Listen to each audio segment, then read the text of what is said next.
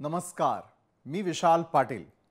आगामी स्थानिक स्वराज्य संस्थांच्या निवडणुकीच्या पार्श्वभूमीवर पुन्हा एकदा राजकीय हालचालींना वेग आलेला आहे। काही दिवसांआधीच दोन ठाकरे म्हणजेच राज आणि उद्धव ठाकरे हे 20 वर्षांनंतर एका मंचावर आले आणि दोघांनीही आम्ही दोघे भाऊ एक होऊ असे संकेत दिले। आणि या दृश्यांनंतर महाराष्ट्राच्या राजकारणामध्ये उलथापालथींच्या चर्चा पुन्हा एकदा रंगू लागल्या। त्यानंतर आता दोन्ही राष्ट्रवादी काँग्रेसमध्ये विलीनीकरण होणार का हा प्रश्न चर्चेत आलेला आहे। याला कारण ठरलेलं आहे ते म्हणजे अजित पवारांच्या राष्ट्रवादीचे प्रदेशाध्यक्ष सुनील तटकरे यांनी केलेलं एक वक्तव्य। त्यांनी केलेल्या वक्तव्यामुळे, त्यांनी केलेल्या विधानामुळे अनेकांच्या भुवया उंचावलेल्या, तर दुसरीकडे महाविकास आघाडीच्या भवितव्यावरती प्रश्नचिन्ह उपस्थित झालंय। उद्धव ठाकरे यांनी दिलेल्या आत्मपरीक्षणाच्या वक्तव्यामुळे राजकीय वर्तुळामध्ये एकच चर्चा रंगलेली आहे। ठाकरेंच्या वक्तव्यानंतर महाविकास आघाडीमध्ये पुन्हा एकदा खतखत सुरू झाली आहे का? तसंच आता महाविकास आघाडीमध्ये तणाव वाढतोय की काय असा सवाल अनेकांच्या मनात उपस्थित झालाय। महाविकास आघाडीमध्ये भगदाड पडणार का? तसंच महाविकास आघाडी नवीन मतभेदांच्या उंबरठ्यावरती उभी राहिली आहे का की पारदर्शी कबुलीनंतर महाविकास आघाडीमध्ये बळकटी येईल असे प्रश्न निर्माण झाल्यानं महाविकास आघाडी टिकणार की फुटणार अशा शंकांमुळे महाविकास आघाडीच्या पुढच्या वाटचालीकडे सगळ्यांचंच लक्ष लागलंय। याच महत्त्वाच्या मुद्द्यांवरती आपण चर्चा करणार आहोत आजच्या न्यूज प्लॅनेटमध्ये।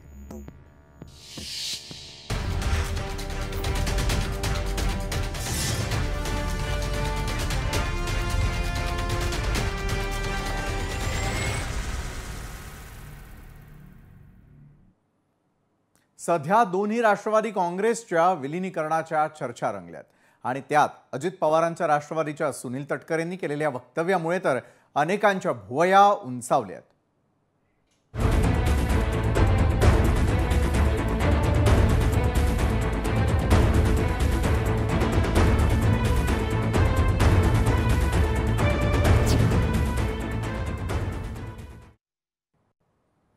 महाराष्ट्राच्या राजकारणामध्ये मोठी उलथापालथ होण्याची शक्यता वर्तवली जात होती। अजित पवारांची राष्ट्रवादी आणि शरद पवारांची राष्ट्रवादी पुन्हा एकत्र येतील अशी कुजबूज गेल्या काही आठवड्यांपासून सुरू होती। मात्र आता राष्ट्रवादी काँग्रेसच्या दोन्ही गटांच्या विलीनीकरणाच्या चर्चांना सध्या नेहमीपेक्षा जास्त रंग चढलाय। निवडणुकीनंतर निर्माण झालेल्या राजकीय अस्थिरतेच्या पार्श्वभूमीवर शरद पवार आणि अजित पवार यांच्या समर्थकांमध्ये संवादाचे नवे दरवाजे खुलल्याचं संकेत कार्यकर्त्यांमध्ये आशा आणि उत्कंठा वाढल्याचं दाखवून देत आहेत। एकीकडे पक्षाच्या कार्यकर्त्यांमध्ये पुन्हा एकदा घर एकत्र येईल का की भावना दिसून येते, तर दुसरीकडे दोन्ही पक्षांमधील अवघड संबंध टिकून राहण्याची शक्यता जाणवते।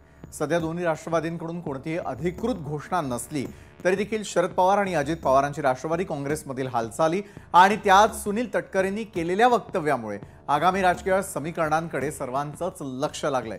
त्यांचं वक्तव्य आणि त्यावर सुप्रिया सुळेंनी काय म्हटलंय ते आधी पाहूयात, मग याच विषयावरील चर्चेला सुरुवात करूया। दोन्ही राष्ट्रवादी पक्षाच्या विलीनीकरणाची कुठलीही चर्चा वरिष्ठ पातळीवरती सुरू नाही, कधीही झालेली नाही। ज्या वेळेला होईल त्यावेळेला कोर ग्रुपमध्ये तो विषय त्या ठिकाणी एक इंडियामधला आमचा सहभाग आता अधोरेखित आहे। या विचाराशी समरस होतील ते पक्षाला जोडले जातील। विलीनीकरणाचा मुद्दा आज तरी खूप दूर दिसतोय, म्हणजे कारण माझ्या स्तरापर्यंत तरी माहिती नाही, कोर ग्रुपच्या पर्यंत कोणाची चर्चा त्या ठिकाणी नाही। आणि त्यानंतर सुद्धा आम्ही निर्णय घेताना भारतीय जनता पक्षाच्या शिस्तबद्ध नेतृत्वाने सारासार विचार करत आम्हाला सोबत घेतलंय। तशा वेळ स्थिती त्याला भारतीय जनता पक्षाच्या केंद्रीय नेतृत्वाजवळ सुद्धा आम्हाला चर्चा करावी लागेल, पण ती वेळ येईल तेव्हा, आज तर काय विषयच नाही। आम्ही एका चांगल्या महाराष्ट्राच्या आणि देशाच्या हितासाठी एकत्र आलेलो होतो आणि प्रत्येकाला पक्ष वाढवायचा अधिकार आहे, पण जर आमचा पक्ष वाढवायला आम्हाला दुसऱ्या कुणाची तरी परवानगी आम्हाला कधी लागली नाही एकतर, आणि आमची अपेक्षाही नाही की आमच्या मित्रपक्षांनी कोणीची परवानगी घ्यावी, कारण का आम्ही स्वाभिमानी मराठी माणसं आहोत। आम्ही आमच्या कष्टाने कर्तृत्वाने स्वतःच्या पायावर उभे राहू। त्याच्यामुळे स्वाभिमानी मराठी माणसाला जर ही भाषा करायची लागत असेल तर हे मराठी माणसासाठी हे घातक आहे, कारण का प्रत्येकाला आपला पक्ष वाढवायचा अधिकार आहे। माताजी मी आहे, कसा वाढवायचा, कोणी वाढवायचा तो तुमचा आहे। तर अधिक वेळ न दवडता याच संदर्भातल्या अधिक चर्चेसाठी थेट आपल्या मान्यवरांकडे आपण जाणार आहोत। यासाठी आपल्यासोबत जोडले गेलेले आहेत शरद पवारांच्या राष्ट्रवादीचे खासदार निलेश लंके, अजित पवारांच्या राष्ट्रवादीचे प्रवक्ते सूरज चव्हाण आणि भाजपचे प्रवक्ते अजित चव्हाण आपल्यासोबत जोडले गेले आहेत। सर्व मान्यवरांचं खरं तर स्वागत। सुरुवातीला निलेश लंकेजी, मी आपल्याकडे येईल। शरद पवारांच्या राष्ट्रवादीची विलीनीकरणाला मान्यता आहे का, आणि जर तशा प्रकारचा एखादा प्रस्ताव आला तर अगदी सुरुवातीला प्राथमिक दृष्ट्या ज्या विषयावरती आपण चर्चा करतोय त्यावरती निश्चित आपल्या राष्ट्रवादीचं काय म्हणणं आहे?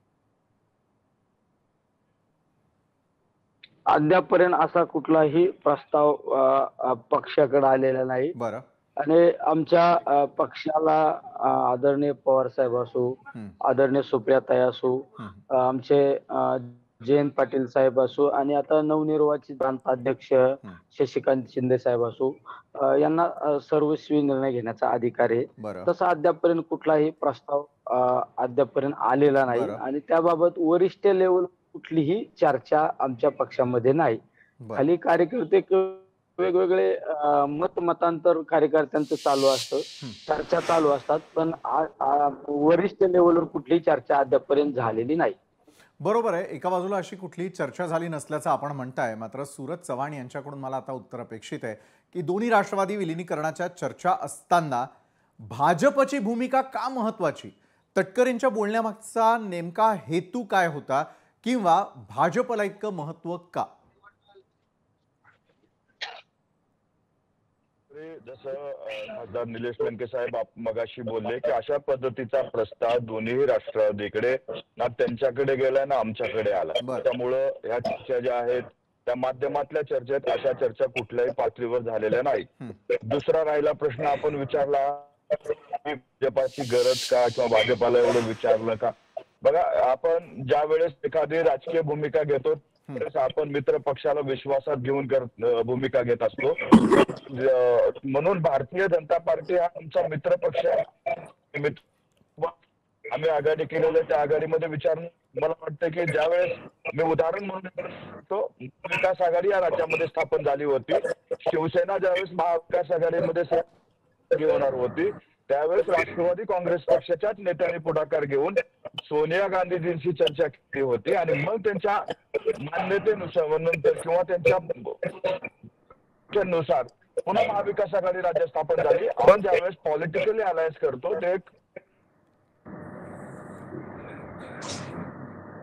बरोबर आहे। पॉलिटिकल अलायन्सच्या वेळेला सर्व मित्रपक्षांना विश्वासात घेणं असं आपण म्हणताय सूरजजी।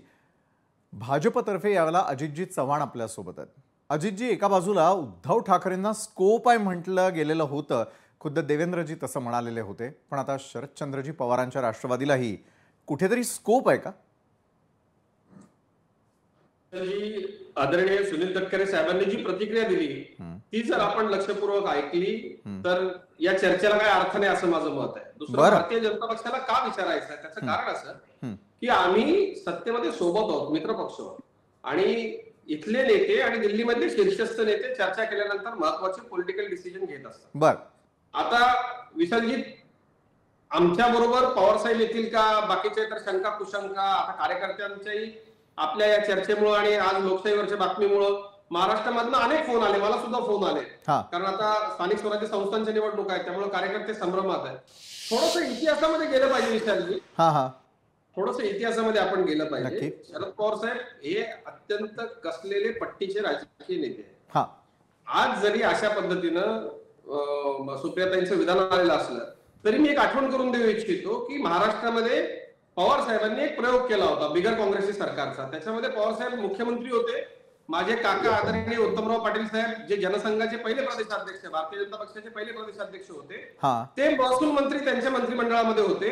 पवार साहेब आमच्या जनता दलाच्या विचाराच्या सोबत येऊन पवार साहेबांनी महाराष्ट्राला बिगर काँग्रेसी सरकार दिलेला हा इतिहास आहे। त्यामुळे आता जे काही भाडोत्री पत्रकार किंवा बाकीचे इतर लोक जे शिकवत फिरतात, राजकारणामध्ये प्रॅक्टिकल डिसिजन्स घेतले पाहिजे आणि ते महाराष्ट्र पुढे नेण्यासाठी घेतले पाहिजे। माननीय देवेंद्रजींनी मागच्या काळामधले घेतलेले प्रोग्रेसिव्ह डिसिजन पाहून शिंदे साहेब माननीय अजितदादा आमच्याबरोबर आलेले, आणि कार्यकर्त्यांची सुद्धा मनामध्ये इच्छा कशी असते माहिती का, कुठल्याही कार्यकर्त्याला सतत संघर्षात राहायला आवडत नाही। त्यामुळे आजच्या या बातमीनं म्हणजे तसं पाहिलं तर एक पत्रकार, राजकीय विश्लेषक आणि राजकीय कार्यकर्ता म्हणून मला सध्या तरी अशी काही शक्यता वाटत नाही, कारण तटकरे साहेबांनी स्पष्टच सांगितलेलं आहे. पण ताई जे काही म्हणाल्या, म्हणजे आम्हाला राष्ट्रवादी काँग्रेसने आदरणीय पवार साहेबांच्या नेतृत्वाखाली एका बिनशर्त पाठिंबा दिलेला आहे. जसं मी म्हणालो तसं जनसंघाच्या सोबत, आमच्या विचाराच्या सोबत शरद पवारांनी महाराष्ट्राला सरकार दिलेलं आहे. हे बरेचसे पत्रकार आता विसरतात, ज्यांचा अभ्यास नाही ते. पण त्यामुळे मला असं वाटतं की राजकारणामध्ये काहीही अशक्य नसतं, कोणी कोणाचा कायमचा शत्रू अथवा मित्र नसतो.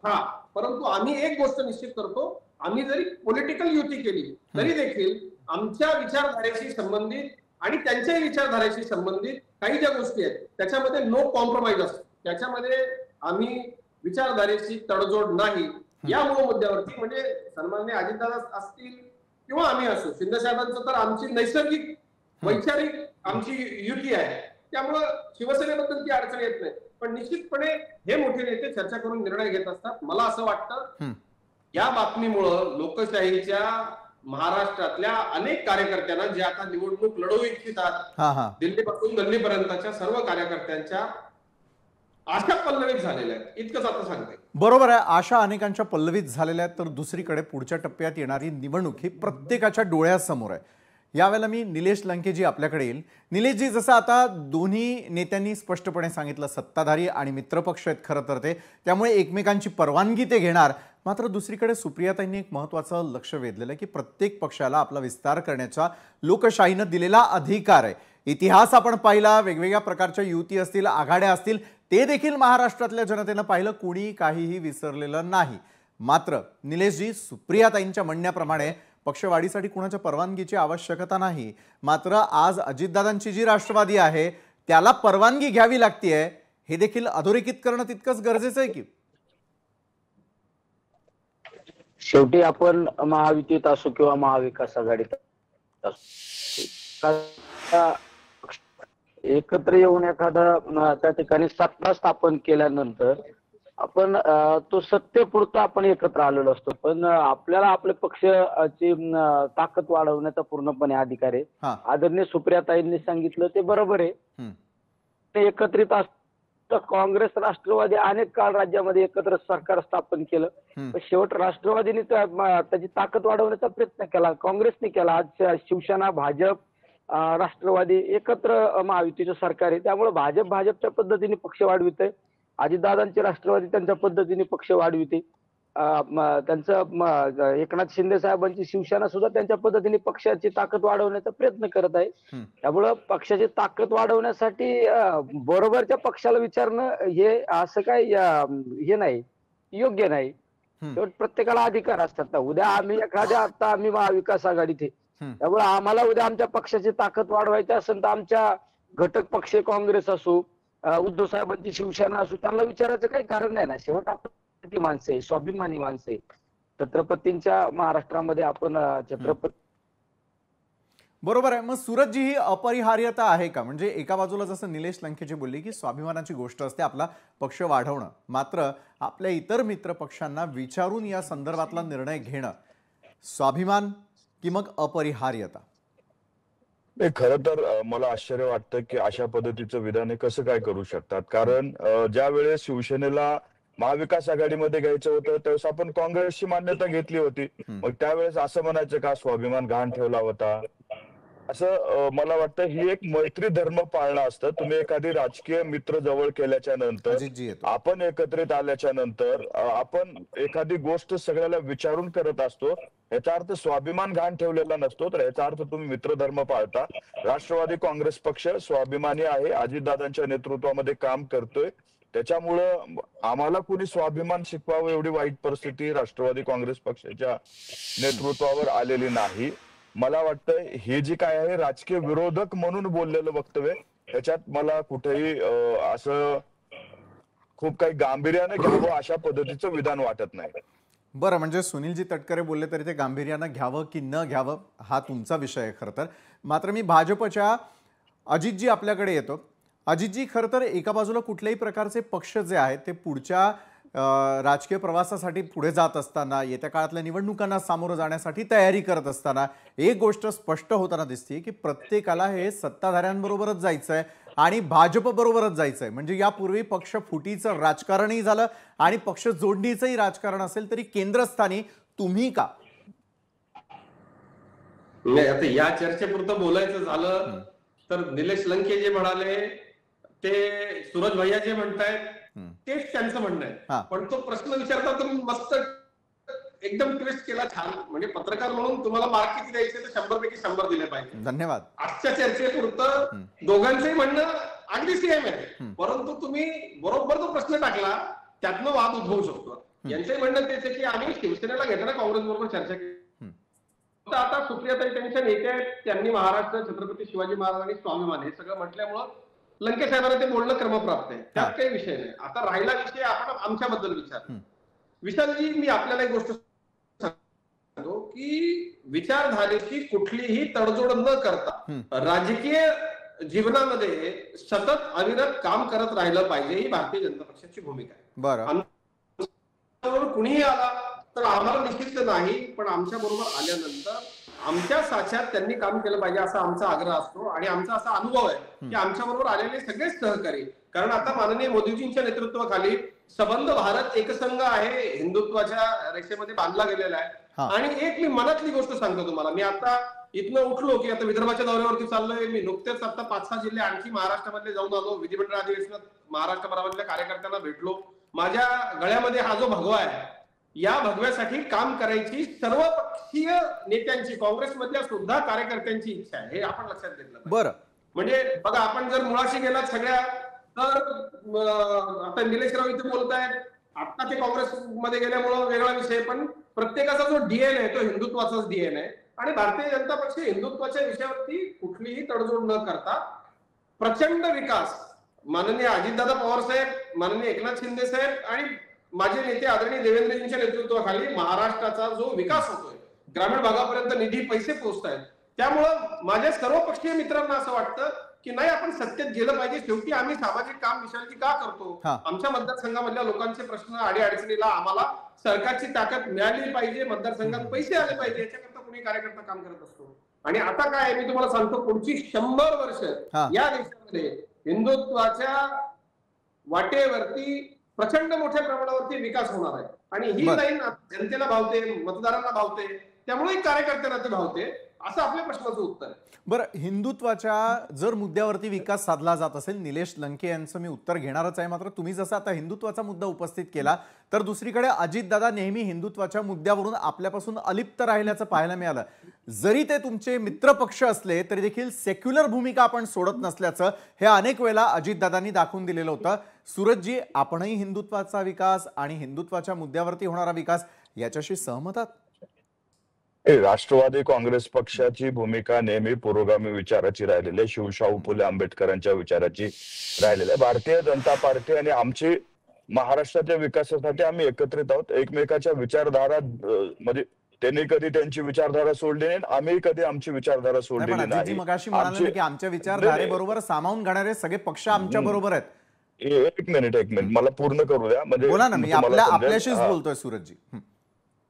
मग कसं आहे, आम्ही भारतीय जनता पार्टी सोबत अलायन्स केलेले ते राजकीय अलायन्स आहे. ज्या होणार होती त्यावेळेस आम्ही पूर्णपणे सांगितलं की आमच्या पक्षाची विचारधारा ही पुरोगामी विचार.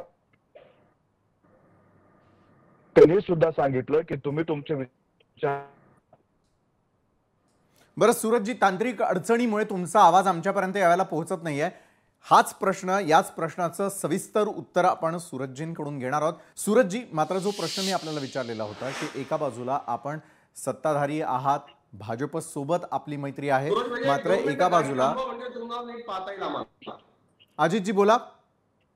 नाही, सूरज भैयाला म्हणा गाडी थांबवा म्हणजे त्यांचा आवाज निश्चितच आपल्यापर्यंत आवाज येऊ शकेल.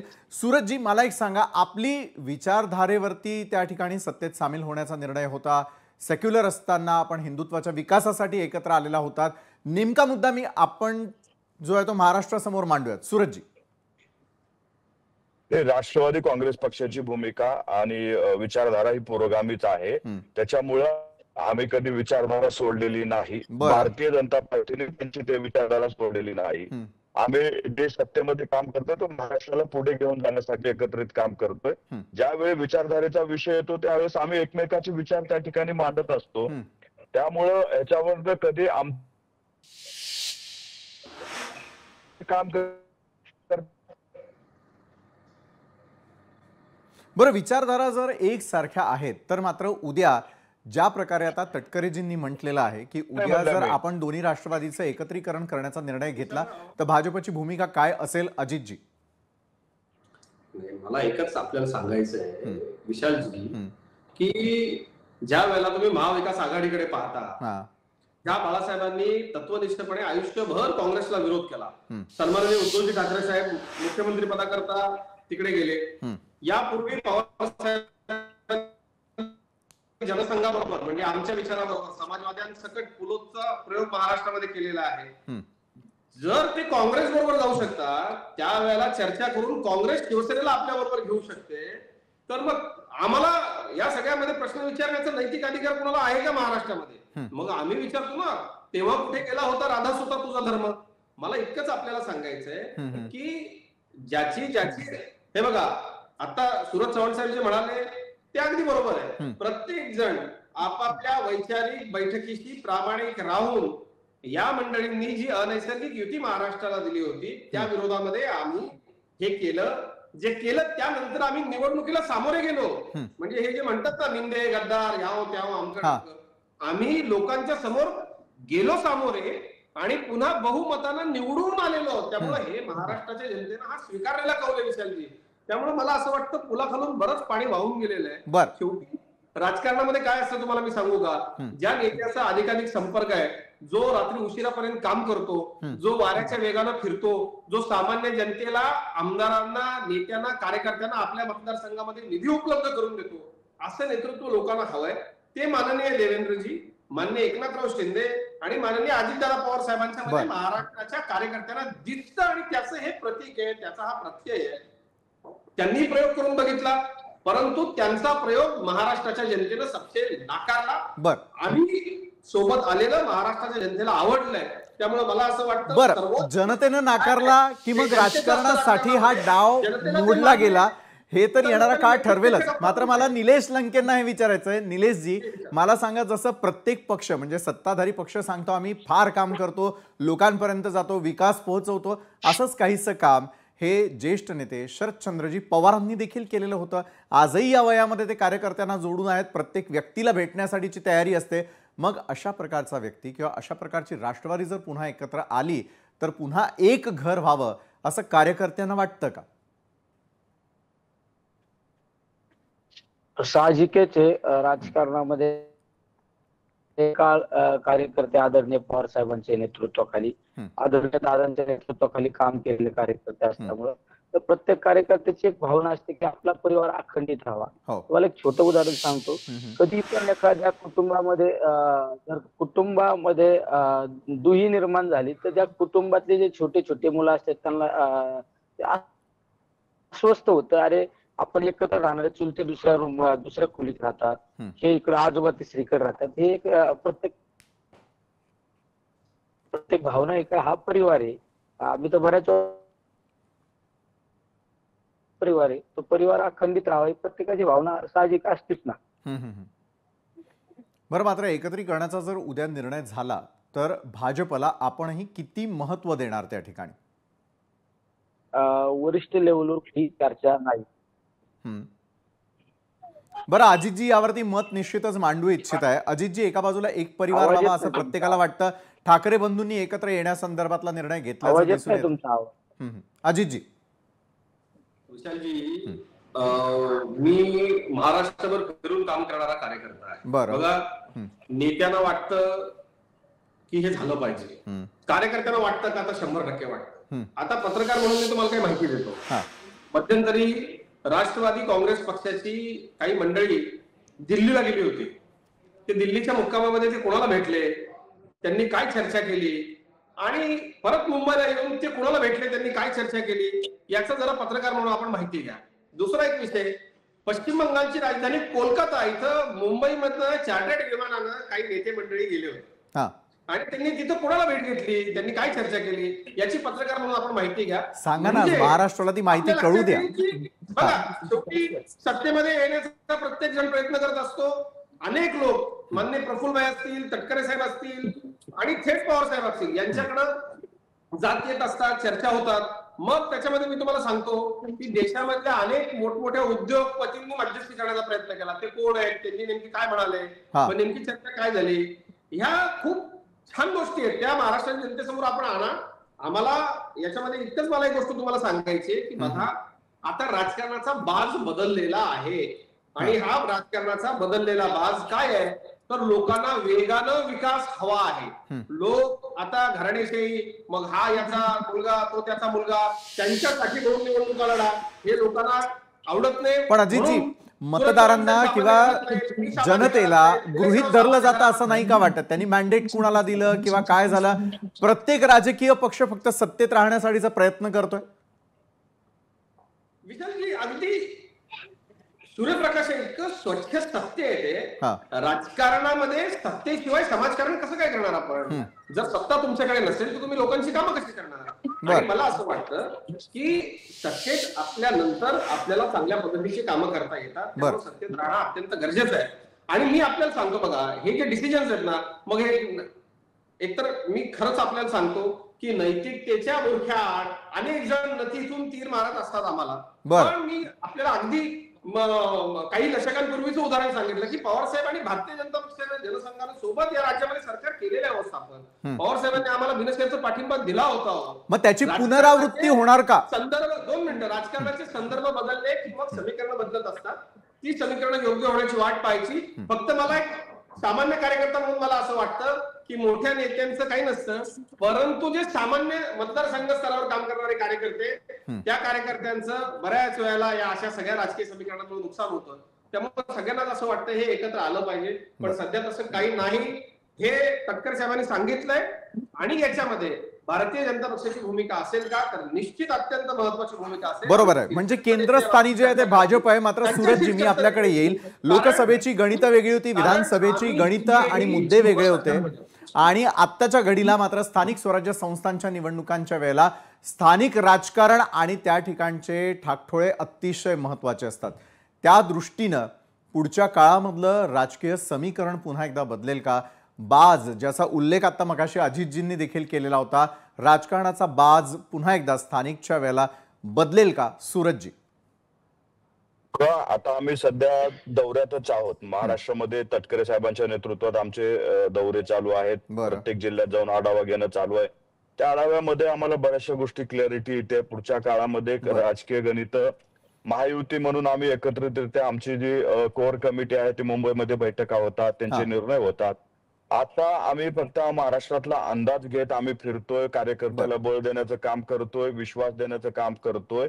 भविष्य काळामध्ये राजकीय गणित काय राहतील यापेक्षा आम्ही आता वर्तमानामध्ये आम्हाला कसं काय आमचा पक्ष वाढवता येईल यावर आम्ही फोकस केलेलं आहे आणि त्यासाठी आम्ही काम करतोय. भविष्य काळात काय करायचंय, कसं करायचंय ते नेते निर्णय घेतील. कार्यकर्ते, पदाधिकारी म्हणून आम्हा सर्वांची जबाबदारी येते की आपला पक्ष वाढला पाहिजे, मजबूत झाला पाहिजे आणि त्यासाठी फिरतोय.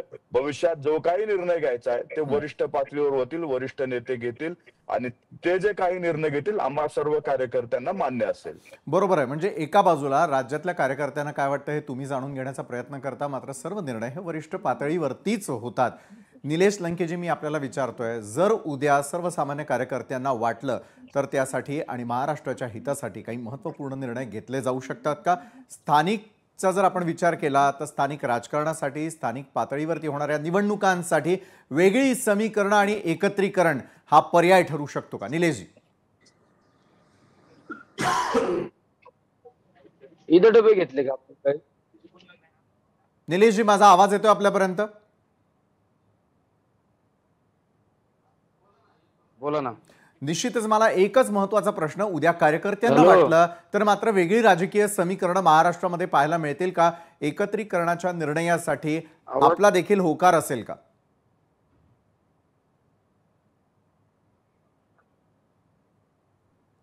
मी ज्या पक्षात काम करतो ते आदरणीय पवार साहेब त्या पक्षाचे सर्वेसर्व आहेत.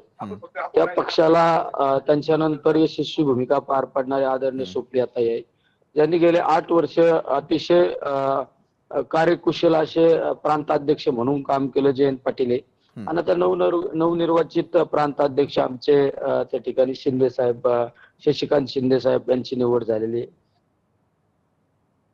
मी एक छोटासा घटक आहे, त्यावर भाष्य करण्याचा अधिकार त्याच नेते मंडळींना आहे. त्यामुळं कुठल्या पक्षाचा निर्णय घ्यायचा, काय करायचं, तो अधिकार आदरणीय पवार साहेबांना असणार आहे. निश्चितच आहे, अधिकार जरी वरिष्ठ पातळीवरती होत असले तरी राज्यामध्ये वेगळ्या प्रकारची समीकरणं आली तर मात्र आश्चर्य वाटायला नको. धन्यवाद अजितजी, निलेशजी आणि धन्यवाद सूरजजी, आपण या चर्चासत्रात आमच्या सोबत जोडला गेलात त्यासाठी. मात्र आज वेळेला सुनीलजी तटकरेंनी केलेल्या एका वक्तव्यानं राजकीय वातावरण पुन्हा एकदा ढवळून निघालेलं आहे. कारण राज्यामध्ये ठाकरे बंधू एकत्र येतात का, शिवसेना एकत्र येते का, की मग राष्ट्रवादी पुन्हा एकदा जोडले जाणार? काहीही झालं तरी मात्र हा होणारा निर्णय हा भाजपच्याच अनुमतीनं होणार का, याकडे आपल्या सगळ्यांचं लक्ष असेलच. तत्पूर्वी या चर्चासत्रामध्ये वेळ झाली इथंच थांबण्याची.